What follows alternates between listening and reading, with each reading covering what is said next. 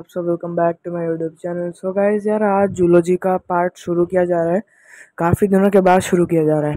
Okay. तो guys यार, आज हम लोग पढ़ेंगे, आज खाली बेसिक इंट्रोडक्शन हम लोग पढ़ेंगे और साथ ही साथ में कुछ ऐसे डिफरेंस जानेंगे जो कि आप लोगों ने स्कूल में तो पढ़ा है, लेकिन कॉलेज में इसको हम लोग थोड़ा सा एडवांस लेवल पे पढ़ेंगे। ठीक है। वही डेफिनेशन जो आप छठी क्लास से पढ़ते आ रहे हो, वही डेफिनेशन, दो डेफिनेशन मैं यहाँ पे आपको बताऊंगा, लेकिन थोड़ा नेक्स्ट लेवल पे, थोड़ा एडवांस लेवल पे बताऊंगा। ओके। तो वीडियो को कंप्लीट वॉच कीजिए और like share comment and subscribe. Okay. So शुरू करते हैं। आज बेसिक इंट्रोडक्शन होगा जूलॉजी के ऊपर। ओके। सो पहले हम स्टार्ट करते हैं बटनी से। What is botany? देखो, पिछली बार जो मैंने बताया था वो थोड़ा शॉर्ट में समझा देता है, ये थोड़ा सा एक लॉन्ग क्वेश्चन टाइप का है। The branch of science which deals with the study of plants is called botany. भाई, बच्चे कंफ्यूज हो जाते हैं, ये नॉर्मल बात में बच्चे कंफ्यूज हो जाते हैं। जो +2 फर्स्ट ईयर के जो नॉर्मल बच्चे होते हैं ना, वही कंफ्यूज हो जाते हैं कि बोलते हैं सर, मैं कभी कभी कंफ्यूज हो जाता हूँ कि मान लो मुझे बटनी, मतलब मान लो कोई टीचर आता है, मुझसे बोलता है कि बच्चों आज हम लोग पढ़ेंगे प्लांट्स, आज हम पढ़ेंगे कि प्लांट्स कैसे रेस्पिरेशन करते हैं। तो अच्छा, मैं आपसे सवाल पूछता हूँ, जब आपसे भी कोई सवाल ऐसे पूछे, मान लो मैं आपसे सवाल पूछूं ऑफलाइन क्लास पे कि बच्चों बताओ कि मैं आज आप लोगों को पढ़ाना चाहता हूँ प्लांट्स रेस्पिरेशन, और ये जो प्लांट्स रेस्पिरेशन है ये आपके बायोलॉजी के कौन से ब्रांच के अंदर जाता है? मैक्सिमम बच्चे आंसर देंगे zoology. That is the wrong answer. Correct answer is botany. Okay. Maximum बच्चों को मैंने ऐसा सुना है बोल देते हैं बटनी, सॉरी जूलॉजी। मुझे ये काफ़ी देर बाद क्लियर हुआ कि बटनी क्या है, जूलॉजी क्या है। मैं पहले सोचता था कि बटनी का मतलब होता है एनिमल, जूलॉजी का मतलब होता है प्लांट्स। तो वो चीज़ याद करो जो कि मैंने आपको बटनी में ही पढ़ाया था। आपको मैंने जो प्लेलिस्ट बनाया उससे आपको अंदाज़ा लग जाएगा। क्यों, देखो, इस इस प्लेलिस्ट में, जो जूलॉजी का जो प्लेलिस्ट है, इस प्लेलिस्ट में हम लोग केवल एनिमल्स के ऊपर ही पढ़ेंगे, एनिमल, बैक्टीरिया, इन्हीं के ऊपर ही पढ़ेंगे। तो ऑटोमेटिकली आपको आइडिया लग जाएगा कि जूलॉजी क्या है और बटनी क्या है। ओके। सो और वो जो बटनी वाला जो क्लास गया उसमें मैंने आपको एक डायग्राम करके दिखाया था। जून यानी कि एनिमल्स, लोगोस यानी कि टू स्टडी। बटनी भी दो ही वर्ड से आया, कि बटन जो समझ रहे हो, बटनी का मतलब हो गया प्लांट्स। जूलॉजी बहुत ही इजीली, जून प्लस लोगस, जून एनिमल्स। ठीक है, थोड़ा सा मतलब समान है कि नहीं, तो आप वैसे ही अंदाज़ा लगा सकते हो। Well, the word botany is derived from a Greek word botane which mean small plant. Okay. Theophrastus called the father of botany. बटनी के जो पिताजी हैं, जिनकी वजह से हमें पता चला कि यहाँ पे बटनी नामक कुछ तो एक चीज़ है, तो हमें पता चला थियोफ्रास्टस की वजह से। He wrote a book named Historia Plantarum. ये कुछ शॉर्ट क्वेश्चंस आएंगे आपके एग्ज़ाम में। ओके, कुछ शॉर्ट क्वेश्चंस आएंगे इसी के ऊपर बेस करके। Historia Plantarum, in which he described about 480 plants.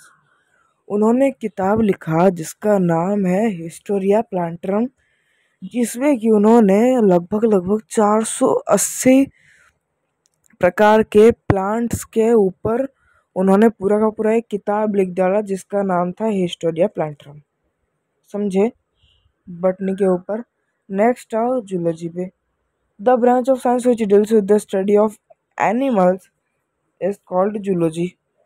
ठीक है, मैंने यहाँ पे ये लंबा चौड़ा डेफिनेशन और मतलब काफ़ी नोट्स, ठीक है, ये जो मैं आपको शॉर्ट नोट्स देता हूँ ना, मैं लगभग 5 नोट्स को फॉलो करता हूँ। अलग अलग टीचर ने मुझे दिया था, 5 नोट्स को फॉलो करके मैं एक नोट आपके लिए बनाता हूँ। ओके, सो जूलॉजी क्या है? एनिमल्स के ऊपर जो स्टडी किया जाता है that is called zoology. Zoology को तो हमने तोड़ भी दिया था ना, जूलॉजी को हमने तोड़ा था। कैसे तोड़ा था? ऐसे तोड़ा था, जून एक पार्ट हो गया, लोगस एक पार्ट हो गया। जून का मतलब क्या हुआ? एनिमल्स। इसका एन और इसका एन दोनों सेम है कि नहीं? ऐसे आप याद कर रख लो ना। और लोगस का मतलब तो आप जानते ही हो, टू स्टडी। Okay, sorry. तो जून यानी हो गया एनिमल्स, लोगस यानी हो गया स्टडी। इसका लास्ट में एन है, इसका बीच में एन है, ठीक है। तो इसी से आप याद कर लो ना, जून एनिमल्स, जून के महीने में एनिमल्स आते हैं, है कि नहीं? तो the word zoology is derived from two Greek words gene plus logos, sorry zoon plus logos, जो कि मैंने आपको जस्ट अभी डायग्राम बना के दिखाया। Zoon means animal and logos means studying, thus zoology is the studying of animals, जो कि मैंने आपको अभी दिखाया। अब जूलॉजी के पिताजी कौन है, जिसकी वजह से हमें पता चला कि हाँ भाई जूलॉजी नाम में कुछ एक वर्ड तो है, कुछ तो है उसमें। दैट इज कॉल्ड अरिस्टोटल, जो कि पिताजी हैं किसके? जूलॉजी के। He wrote a book named Historia Animalium. Zoology animals के ऊपर स्टडी किया जाता है, और जूलॉजी के पिताजी कौन है? अरिस्टोटल। और उन्होंने एक बुक लिखा, क्या है उसका नाम? हिस्टोरिया एनिमलियम। ये जबकि जूलॉजी जो है, जूलॉजी एक, जूलॉजी का मतलब क्या है? एनिमल के ऊपर स्टडी करना। तो जब ये एनिमल के ऊपर स्टडी करते हैं तो इसीलिए इस बुक का नाम रखा गया एनिमोलियम। सारे वर्ड्स आपस में इंटर रिलेटेड है यार, थोड़ा सा ध्यान देने की ज़रूरत है। ओके, तो आपको क्लियर हुआ? ओके, आपको क्लियर हुआ जूलॉजी वर्सेस बॉटनी? आगे अब हम चलते हैं डेफिनेशन। दो डेफिनेशन मैं आपको बताऊंगा। आपको शुरू में लगेगा कि यार काफ़ी इजी यार, हमने इसको चौथी या पांचवी कक्षा में पढ़ा था यार। लेकिन भैया मैं जो टर्म्स आपको बोलूँगा वैसे टर्म्स आपको पांचवी या छठी कक्षा के टीचर्स ने भी आपको नहीं दी होगी। हैवी टर्म्स मैं ऐसे नहीं बोलूँगा कि यार प्लांट के पत्ते होते हैं, एनिमल्स के पत्ते नहीं होते, वैसे डेफिनेशन नहीं। वैसे डेफिनेशन अगर आप कॉलेज में लिखोगे ना, एग्जामिनर पूरा ऐसे दे देगा। ओके, तो ये गलती नहीं करना है। मैं आपको इजी इजी डेफिनेशन है, बस थोड़ा सा वर्ड्स का खेल है। बायोलॉजी बेसिकली वर्ड्स का खेल है, ठीक है। बस आपको याद रखना है कि ये जो एनिमल है, इस एनिमल का ये पार्ट यहाँ पे, ये पार्ट यहाँ पे, ये पार्ट यहाँ पे, बस आपको इतना याद रखना है। और उस पार्ट का नाम क्या है पूरा एक शॉर्ट वे में आपको याद रख लेना है, बस उससे रिलेटेड जो कुछ भी आए आपका काम बन जाएगा। एक बात ध्यान रखना, जो जितने भी आईएएस या आईपीएस जो ऑफिसर होते हैं ना, वो मैक्सिमम इंग्लिश मीडियम के स्टूडेंट्स होते हैं। क्यों? क्योंकि कॉलेज में ये सारे इंग्लिश टर्म्स के होते हैं ना, और उनको बड़ी आसानी होती है, ठीक है। उनको बहुत आसान होता है इन टर्म्स को पकड़ना, इसलिए वे लोग ज़्यादा सक्सेस हो जाते हैं, ठीक है। साइंस हो, आर्ट्स हो, चाहे कॉमर्स तो छोड़ो, साइंस हो या आर्ट्स हो, वो पहले से ही उन इंग्लिश टर्म्स से भली भांति परिचित है, तो इसीलिए उन वो जल्दी से पकड़ लेते हैं वर्ड्स को। लेकिन हम ठहरे उड़िया मीडियम वाले, हमें पहले तो ओडिया से इंग्लिश टर्म्स को जानने में ही 4 से 5 महीने लग जाते हैं, फिर उसके बाद में हम लोग पकड़ पाते हैं टर्म्स को। और कुछ बच्चे ऐसे एडिक्टेड हो जाते हैं कि यार भैया ऐसे इंग्लिश टर्म्स को पकड़ लेते हैं जैसे मानो भाई वो इंग्लिश मीडियम से ही आए हो। जब उनको एक ओडिया मीडियम स्कूल में पोस्टिंग दी जाती है तो ऐसे इंग्लिश झाड़ते हैं जैसे ही मानो वो इंग्लिश मीडियम से ही लौट जन्मे हो। उड़िया मीडियम से उनका कोई संपर्क ही नहीं है। ऐसे लोगों को मैंने बहुत देखा है, ऐसे टीचर से मैं बहुत फेस किया हूँ। सो अभी हम स्टडी के पे आते हैं। तो अब हम लोग बात करते हैं लिविंग एंड नॉन लिविंग के ऊपर। भाई ये क्या गंदा मजाक है, सजीव और निर्जीव। भाई ये तो हमने तीसरी चौथी कक्षा में पढ़ा था, जिससे कि हमें एग्जाम में 5 आउट ऑफ 5 मार्क्स भी हमें मिले थे। वही डेफिनेशन को अगर आप इंग्लिश में कन्वर्ट करके आप कॉलेज में दोगे ना, तो 5 आउट ऑफ 5 तो छोड़ो, 5 आउट ऑफ 1 भी शायद ही मिले आपको, क्योंकि वो पूरा सिंपल है। कॉलेज में हर एक चीज़ को ना हायर लेवल से देखो। डेफिनेट शेप एंड साइज, कभी सुना था इसके बारे में? पहला पहला जो रूल है वही तो आपको नहीं मालूम। डेफिनेट शेप एंड साइज मतलब क्या है?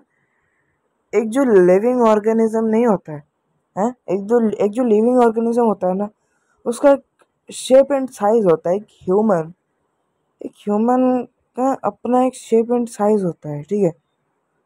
कि उसका मुंह इतना बड़ा होगा, उसका हाथ इतना बड़ा होगा, उतना पैर, उसका पैर इतना बड़ा होगा, उसका पेट इतना बड़ा होगा। हर एक का अपना एक डेफिनेट शेप एंड साइज होता है।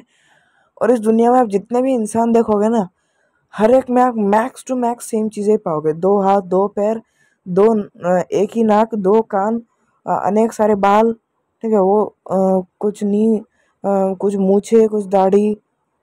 औरतों में थोड़ा सा अलग, वो मूछ दाढ़ी नहीं होता है। सभी औरतों के बाल लंबे होते हैं, सभी मर्दों के बाल छोटे होते हैं। बाल होते हैं छोटे बड़े का वो तो छोड़ो, बाल होते हैं, है कि नहीं? कुछ हमारे हर्षवर्धन सर की तरह, है कि नहीं? पूरा साफ, ठीक है? तो वेल, तो हमारा क्या है, प्रॉपर डेफिनेट शेप है कि नहीं? हमारा सिर गोल है, प्रॉपर डेफिनेट शेप है। लेकिन जो एक निर्जीव, मान लो एक पत्थर है, उसका एक स्टोन है, इसका कुछ भी डेफिनेट शेप नहीं है, साइज भी उतना ही नहीं है। कोई एक पत्थर छोटा है, कोई एक पत्थर बड़ा है, कोई एक पत्थर ट्रायंगल शेप का है, कोई एक पत्थर गोलाकार शेप का है। वो जो ट्रायंगल वाला पत्थर है वो कहीं और पे मिलेगा नहीं, बहुत मुश्किल से मिलेगा, है कि नहीं? तो उनका जो डेफिनेट शेप और जो साइज होता है वो नहीं होता है नॉन लिविंग का, लेकिन लिविंग का होता है। शेर, इंडिया में जो शेर पाओगे वो वैसा ही दिखेगा। पाकिस्तान में जो शेर ढूंढोगे, पाकिस्तान में जो शेर होता है वो भी वैसा ही दिखेगा। जो फॉरेन में जो आप शेर देखोगे वो भी आपको वैसा ही मिलेगा, ठीक है? फॉरेन में जो शेर वो कुत्ते के जैसा नहीं दिखेगा, कि कुत्ता, हमारे यहाँ का जो कुत्ता है वो शेर के जैसा ही नहीं दिखेगा, है कि नहीं? तो लिविंग का क्या है, डेफिनेट शेप एंड साइज है, लेकिन नॉन लिविंग का वो चीज़ नहीं है। Next, living show movement. Living इधर उधर मूव कर सकता है, लेकिन नॉन लिविंग को फोर्स अप्लाई करना पड़ता है तभी जाके वो मूव करता है, वरना ग्रेविटी की वजह से वो वहीं पे पड़ा पड़ा सड़ता रहता है। ओके। रिक्वायर फूड, लिविंग जो है उसको खाना चाहिए होता है जीवित रहने के लिए। और इसका तो छोड़ो, इसका तो मूवमेंट भी नहीं है और इसको फूड भी ज़रूरत नहीं है, ठीक है? Next, all living organisms respire. जितने भी लिविंग ऑर्गेनिजम्स, जो भी ऑर्गेनिज्म जिंदा है, वो क्या है, वो रेस्पिरेशन करते हैं, यानी कि सांस लेते हैं वो। लेकिन नॉन लिविंग सांस नहीं लेते। Respond to external stimuli. तो एक्सटर्नल स्टिमुली का मतलब होता है कि एक जीव जब बाहर से ही किसी चीज़ को वो रेस्पॉन्ड करता है। जैसे कि आपका 2 टाइप का होता है स्टिमुली, एक होता है एक्सटर्नल स्टिमुली, दूसरा होता है इंटरनल स्टिमुली। एक्सटर्नल स्टिमुली मतलब एक जीव जो जो चीज़ें बाहर से रिस्पॉन्ड करता है, लाइक देखना, सुनना, समझना, ठीक है? तो उसे कहा जाता है एक्सटर्नल स्टिमुली। मान लो अभी आपके कान के पास जोर का एक मैं JBL स्पीकर लेके आया, आपके कान के पास ज़ोरदार म्यूज़िक बजाए, तब अचानक से चौंके, अपने उस साउंड को सुना। या फिर मैं एक 4 साल पुराने सड़े हुए मोज़े को आपके नाक के पास रख दूँ, तो आपको स्मेल हुआ, आप वहाँ से उठ के चले गए। या फिर आपने एक बहुत अच्छी मूवी को आपने देखा, आपको अच्छा लगा, है कि नहीं? तो आपने देखा, सुना, समझा, सोचा, सब कुछ किया, तो उसे कहा जाता है एक्सटर्नल स्टिमुली, ठीक है, जिसको आप बाहर से रिस्पॉन्ड करते हो हर चीज़ को, जबकि नॉन लिविंग के अंदर वही चीज़ें नहीं पाई जाती। दो नंबर 6, परफॉर्म मेटाबॉलिज्म। मेटाबॉलिज्म क्या है? देखो, हम बॉटनी में मैंने ये बात क्लियर करी थी, मेटाबॉलिज्म क्या है। मेटाबॉलिज्म जिसे हिंदी में कहा जाता है चयापचय प्रक्रिया, यानी कि यहाँ पे समझो, मेटाबॉलिज्म के 2 पार्ट्स होते हैं, एक होता है एनाबॉलिज्म, दूसरा होता है कैटाबॉलिज्म, ठीक है। एनाबॉलिज्म को कहा जाता है सिंथेटिक प्रोसेस। क्या कहा जाता है? Synthetic process. सिंथेटिक प्रोसेस का मतलब क्या हुआ? जिससे कि जो एनर्जी होता है वो उत्पन्न होता है, यानी कि जो एनर्जी होता है वो प्रोड्यूस किया जाता है। ओके। तो कैटाबॉलिज्म क्या है? Breakdown process. ब्रेकडाउन प्रोसेस मतलब जो एनर्जी जो उत्पन्न हुआ उसको तोड़ना, ठीक है। ब्रेकडाउन यानी कि उस एनर्जी को ब्रेक करना, उस एनर्जी को पूरा ख़त्म कर देना, ठीक है। इस पे एनर्जी उत्पन्न होता है और इससे जो एनर्जी होता है वो ख़त्म होता है। ओके। लाइक आप यहाँ पे देख सकते हो फोटोसिंथेसिस। क्या क्या एग्जांपल लिया? फोटोसिंथेसिस। फोटोसिंथेसिस क्या है? बाहर से कार्बन डाइऑक्साइड पेड़ लेगा और रूट की मदद से वो मिट्टी से पानी को लेगा, जिससे कि ग्लूकोज बनाएगा और ऑक्सीजन बनाएगा। ओके। ये उसने जो चीज़ें प्रोड्यूस करी, दैट इज़ कॉल्ड एनाबोलिज्म, यानी कि इसने कुछ नया चीज़ यहाँ पे प्रोड्यूस करा, है कि नहीं। लेकिन जो कैटाबोलिज्म प्रोसेस एग्जांपल लिया गया है यहाँ पे रेस्पिरेशन। रेस्पिरेशन से क्या हुआ? यहाँ पे उसने ग्लूकोज को, ये एनिमल के क्षेत्र में होता है, यानी कि ग्लूकोज और ऑक्सीजन मिला और कार्बन डाइऑक्साइड उत्पन्न हुआ, पानी भी उत्पन्न हुआ, प्लस एनर्जी भी उत्पन्न हुआ। लेकिन यहाँ पे ये तीनों किससे उत्पन्न हुए? इसी ग्लूकोज को तोड़ा गया, तभी जाके ये तीनों बने, है कि नहीं। इस ग्लूकोज को पूरा तोड़ा गया, C6H12, O6, इसको पूरा तोड़ा गया, तब जाके ये तीनों बने, है कि नहीं। तो इसी को कहा जाता है ब्रेक डाउन प्रोसेस। लेकिन सिंथेटिक प्रोसेस क्या हुआ? इसको और इसको मिलाकर ग्लूकोज बना, साथ ही साथ में ऑक्सीजन भी बना। ओके। सो तो इसीलिए इसको कहा गया एनाबोलिज्म एंड इसको कहा गया कैटाबोलिज्म। अब इन दोनों को मिलाकर, ठीक है, ये दोनों मिलकर ही बनते हैं मेटाबॉलिज्म। एनाबोलिज्म यानी कि केवल उससे प्रोड्यूस ही होगा, ठीक है। फोटोसिंथेसिस में एनर्जी ड्रॉप आउट नहीं होता है, एनर्जी हमेशा उससे उत्पन्न होता है। लेकिन कैटाबोलिज्म या जिसे रेस्पिरेशन, उससे केवल एनर्जी खत्म होता है, ठीक है। उससे जो एनर्जी होता है वो ख़त्म होता है, ठीक है। तो ये दोनों काम में अलग अलग है, लेकिन जब ये दोनों एक साथ होता है, यानी कि एक टाइम पे एनर्जी प्रोड्यूस भी हो रहा है और साथ ही साथ में जो एनर्जी है वो डिक्रीज भी हो, ठीक है। तो जब ये जो इस तरीके का जो केस आता है ना, तो उसी को कहा जाता है क्या? मेटाबॉलिज्म। यानी कि ये एक ऐसा प्रोसेस है, एक ही साथ में ये दोनों कामें होते हैं, ठीक है, एक साथ में दोनों कामें होते हैं। लाइक आपका एनाबॉलिज्म, जिससे कि एनर्जी उत्पन्न भी होता है और साथ ही साथ में एनर्जी लॉस भी होता है, ठीक है, एक साथ में ये दोनों चीज़ें होते हैं, तो that is called metabolism. Okay. जब ये दोनों एक साथ में हो, तो अब समझे मेटाबॉलिज्म क्या है। तो वो चीज़ जो होता है वो लिविंग ऑर्गेनिज्म में होता है, लेकिन नॉन लिविंग ऑर्गेनिज्म में वो चीज़ नहीं होता है।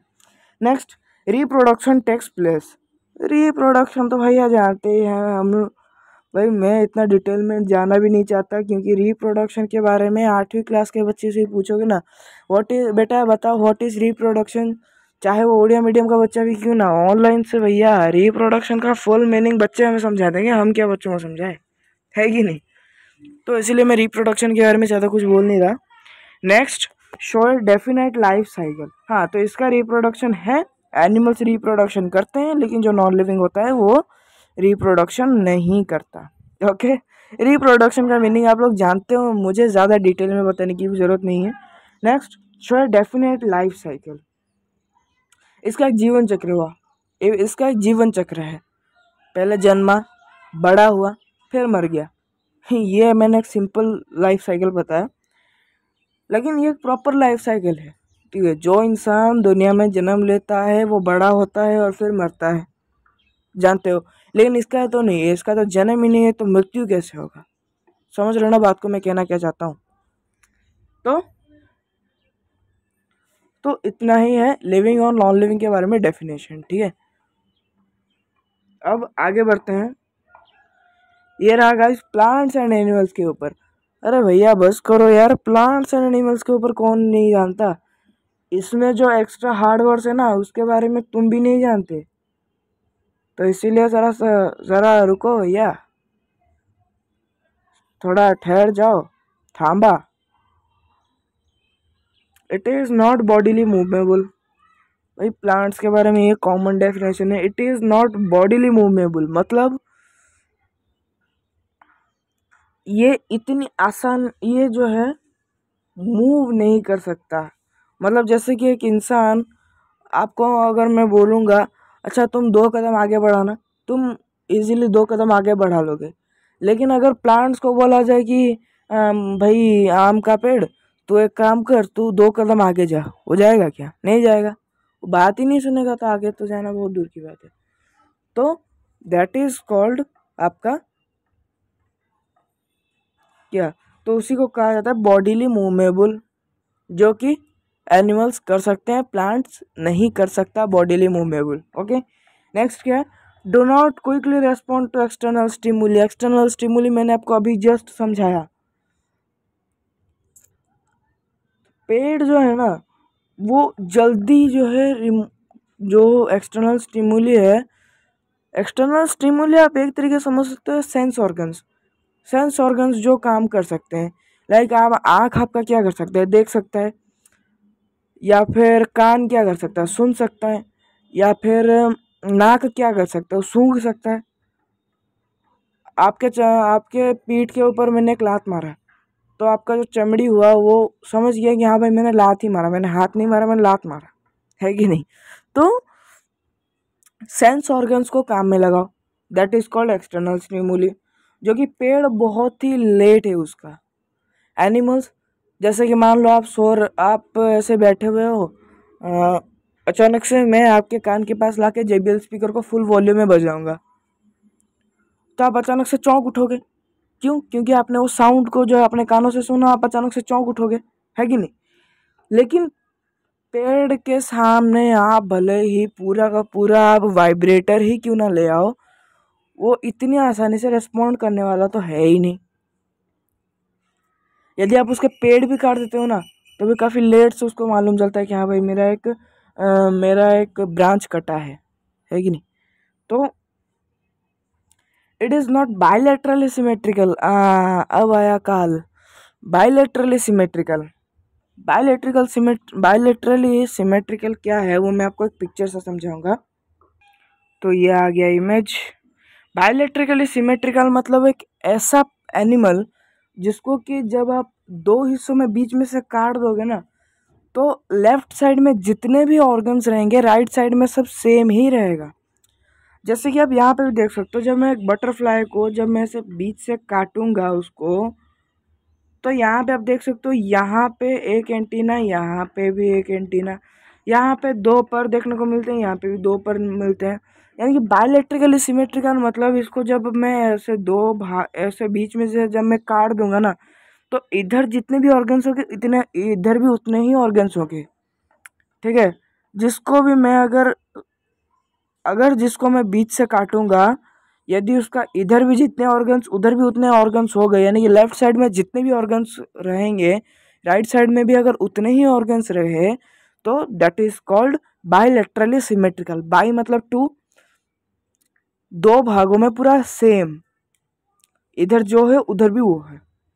ठीक है, इंसान को भी, ठीक है, इंसानों को भी अगर आप देखोगे तो इंसान को भी यदि आप बीच से भी काट दोगे ना, तो इधर आधा नाक उधर आधा नाक, इधर आधा पेट उधर आधा पेट, इधर एक हाथ उधर एक हाथ, इधर एक पैर उधर एक पैर। ओके, सो इंसान भी एक तरीके के बायलैटरली सिमेट्रिकल है, और इंसान ही क्यों, मैक्स टू मैक्स एनिमल्स जो हैं वो बायलैटरली सिमेट्रिकल है। लेकिन जो प्लांट्स है ना, हर एक प्लांट बायलैटरली सिमेट्रिकल नहीं है। प्लांट्स तो बायलैटरल सिमेट्रिकल है ही नहीं। प्लांट जो है वो बायलैटरली सिमेट्रिकल बिल्कुल भी नहीं है, जबकि एनिमल्स बायलैटरली सिमेट्रिकल है। Next, no separate organ for excretion. Excretion का मतलब क्या है? तो गाइस एक्सक्रिएशन का मतलब ये है टट्टी, टट्टी, हाँ टट्टी। Separate organ for excretion, increation, excretion. Increation का मतलब खाना आपके अंदर घुसेगा, एक्सक्रिएशन का मतलब जिसे अनस भी कहा जाता है, या हिंदी में अगर बोलूँ तो मल द्वार, जिससे कि टट्टी निकलता है। या फिर अगर बायोलॉजी के हिसाब से बोलूँ तो जो वेस्ट प्रोडक्ट होता है जो हमारे बॉडी का, खाने के बाद जो चीज़ें हमारे बॉडी को चाहिए वो खाने में से ले लेगा। ठीक है, और जो चीज़ें हमारे बॉडी को नहीं चाहिए वो दैट इज कॉल्ड हमारा वर्ज्य वस्तु, वर्ज्य वस्तु, या जिसे कहा जाता है waste product of our body. Okay, तो वो जो वेस्ट प्रोडक्ट, अगर मैं इसको देशी भाषा में बोलूँ तो टट्टी है कि नहीं। तो एनस से जो चीज़ें निकल रहा, हमारा एनस है, सेपरेट एनस। हमारे बॉडी से जो वेस्ट मटेरियल निकलने के लिए हमारा खुद का एनस है। सुबह सुबह हम लोग जहाँ जाते हैं वो उस वेस्ट प्रोडक्ट को निकालने के लिए, that is called excretion. Excretion यानी कि टट्टी को निकालना। ओके, तो टट्टी को निकालने के लिए हमारा सेपरेट ऑर्गन है कि नहीं, लेकिन प्लांट्स के सेपरेट ऑर्गन नहीं है टट्टी वट्टी को निकालने के लिए। ओके, उनका सेपरेट ऑर्गन नहीं है। निकालते कैसे हैं? उनका खुद पूरा चमड़ी उतर जाता है। ओके, वैसे उनका कोई सेपरेट ऑर्गन नहीं होता, उनका पूरा चमड़ी उतर जाता है। Well, plant cells surrounded by cell wall. भाई ये तो आप भी जानते हो, मैं भी जानता हूँ कि जो प्लांट सेल होता है हमारा, उसके बाहर ही एक ऐसा एक मटेरियल होता है जिसको कि सेल वॉल कहा जाता है, जो कि केवल और केवल प्लांट सेल के अंदर ही मौजूद होता है। एनिमल का सेल जैसा गोल होता है उसमें सेल वॉल नहीं पाया जाता है। एनिमल सेल में जो सेल वॉल होता है वो नहीं पाया जाता है, जबकि प्लांट सेल में सेल वॉल पाया जाता है। Next, plant cell possesses a large central vacuole containing cell sap. ये मुझे पूरा इमेज लाना पड़ेगा। तो जो प्लांट सेल होता है ना, उसके अंदर जो सेंट्रल वैक्यूल होता है ना, वो सेंट्रल वैक्यूल काफ़ी बड़ा होता है। ठीक है, काफ़ी बड़ा सेंट्रल वैक्यूल होता है जिसमें कि सेल सैप नामक एक मटेरियल पाया जाता है, जो कि आप यहाँ पे ढूंढ सकते हो। ठीक है, ये हो गया आपका सेंट्रल वैक्यूल। क्या हो गया आपका, ये वाला जो पार्ट दिख रहा है, ये वाला, ये जैसे ये जो गोलाकार शेप के अंदर जो पार्ट दिख रहा है, ये दिख रहा है, इसे कहा जाता है सेंट्रल वैक्यूल। क्या कहा जाता है? Central vacuole. और जिसमें कि सेल सैप नामक एक मटेरियल इसी के अंदर ही, इसी चीज़ के अंदर ही सेल सैप नामक एक चीज़ पाया जाता है। सेल सैप नामक एक मटेरियल पाया जाता है सेल वॉल के अंदर, जो कि एनिमल सेल के अंदर वो चीज़ नहीं पाया जाता है। ओके, तो ये पेज आप समझे। Next, plant cell don't have centrosome. इसमें आपको सेंट्रोसोम दिख रहा है? वेल मुझे तो नहीं दिख रहा।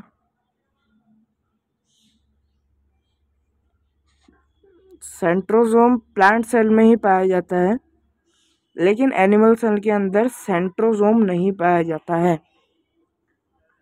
Okay, next, plant cell possesses chloroplast containing green pregnant called chlorophyll. भाई ये तो आपको ही पता है, मुझे ही पता है कि जो पत्ता होता है, प्लांट का जो पत्ता होता है जिसमें कि क्लोरोफिल पाया जाता है, जिससे कि वो फोटोसिंथेसिस करता है। ओके, लेकिन एनिमल सेल के अंदर वो चीज़ नहीं होता है। Okay, next, plants reproduce vegetatively, asexually and sexually. ठीक है, देखो हर एक वर्ड का मतलब समझो। वेजिटेटिवली मतलब क्या हुआ? जैसे कि मान लो पेड़ कई तरीक़ों से होते हैं, बीजों से होते हैं, फूल से होते हैं, उसके जो ब्रांचेस होते हैं उनसे होते हैं। ठीक है, फल फल के बीजों से भी, फल से भी होता है, अलग अलग तरीके से होता है। जैसे ये मैं एक एग्जांपल लेता हूँ, मान लो किसी पेड़ का ब्रांच को मैं काट के अगर मैं मिट्टी में लगा दूंगा तो अगले कुछ दिनों में वो उसी ब्रांच से पेड़ निकलेगा, है कि नहीं?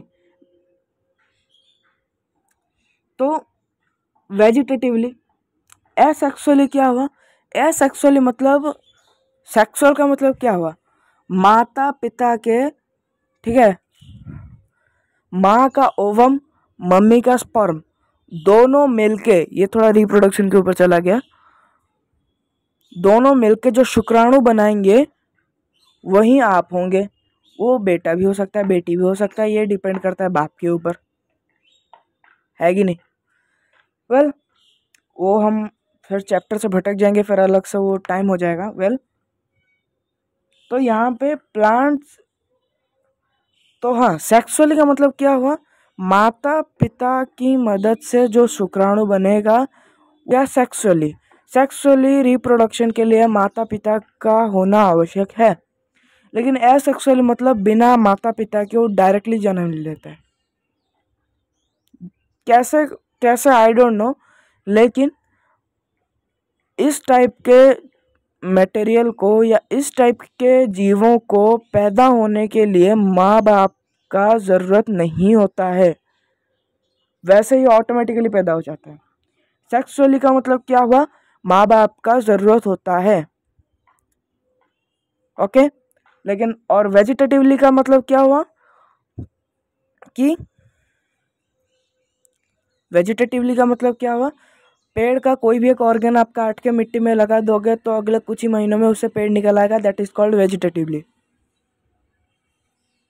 ठीक है, लेकिन जो तो प्लांट्स में इन तीन तरीके से जो है रिप्रोडक्शन होता रहता है, लेकिन एनिमल्स में वेजिटेटिवली नहीं होता। आपका एक हाथ काट कर मैं मिट्टी में लगा दूंगा, आपका हाथ से आप दोबारा से पैदा हो जाओगे? नहीं ना। लेकिन आपके मम्मी पापा ना हो तब भी आप पैदा हो सकते हो। मतलब ह्यूमन की मैं बात नहीं कर रहा, कुछ अदर जीव भी ऐसे हैं, कुछ अलग तरीके के जीव ऐसे भी पाए गए हैं जिनको कि माता पिता का आवश्यक नहीं होता, वो ऑटोमेटिकली पैदा हो गए। कैसे पैदा हो गए वो रिसर्च आज भी चल रहा है। सेक्सुअली मतलब ह्यूमंस, एक बच्चे को पैदा होने के लिए माता पिता का होना आवश्यक है। पिता का स्पर्म माँ के ओवम के साथ मिलेगा तब जाके शुक्राणु बनेगा, और वही शुक्राणु आगे जाके 9 महीने के बाद आप पैदा होगे। ओके, प्लांट्स में रिप्रोडक्शन 3 तरीक़ों से होता है, जबकि एनिमल्स में इसके अलावा बाकी 2 तरीक़ों से रिप्रोडक्शन होता है। Next, the plants are autotrophic, animals are heterotrophic. बच्चों आप लोगों ने पढ़ा होगा चौथी या पांचवी क्लास में, पेड़ खुद का खाना खुद तैयार कर सकते हैं और एनिमल्स खुद का खाना खुद तैयार नहीं कर सकते। उसी को यहाँ पे इंग्लिश टर्म में लिखा गया है, जो प्लांट्स खुद का खाना खुद तैयार कर सकते हैं, या जो भी लिविंग ऑर्गेनिज्म खुद का खाना खुद तैयार कर सकते हैं, दैट इज कॉल्ड एंटेरोट्रॉपिक। जो खुद का खाना खुद तैयार नहीं कर सकते, that is called heterotrophic. Next, reserve food of plant is starch. Plant जो अपने अंदर खाने को संचित करके रखता है, ओके, जैसे कि दिन भर वो खाना बनाता रहेगा, रात भर वो खाता रहेगा, है कि नहीं? ये आप जानते हो, मैं भी जानता हूँ। तो प्लांट दिन भर जो खाना बनाएगा उसको अपने अंदर स्टार्च के रूप में स्टोर करके रखेगा। लेकिन हम जो एनिमल्स हैं ना, हम लोग अपने खाने को कैसे स्टोर करेंगे? हम लोग अपने खाने को ग्लाइकोजन के द्वारा ही जो है, हम लोग अपने खाने को केवल ग्लाइकोजन के द्वारा ही संचित करेंगे, ठीक है? हम लोग जो खाते हैं, जो पेट में वो जो खाना रहता है वो ग्लाइकोजन के रूप में रहता है, लेकिन प्लांट्स के सेल में या प्लांट्स के अंदर जो खाना रहता है वो स्टार्च के रूप में रहता है। ओके, डिफरेंस समझ में आया? सो आई होप आपको वीडियो अच्छा लगा होगा। वीडियो अच्छा लगा हो तो like, share, comment and subscribe. Next class में पढ़ेंगे क्लासिफिकेशन। ओके, ये आज बेसिक इंट्रोडक्शन था। नेक्स्ट क्लास में पढ़ेंगे क्लासिफिकेशन, किंगडम क्लासिफिकेशन के बारे में। ओके, बाय बाय, सी।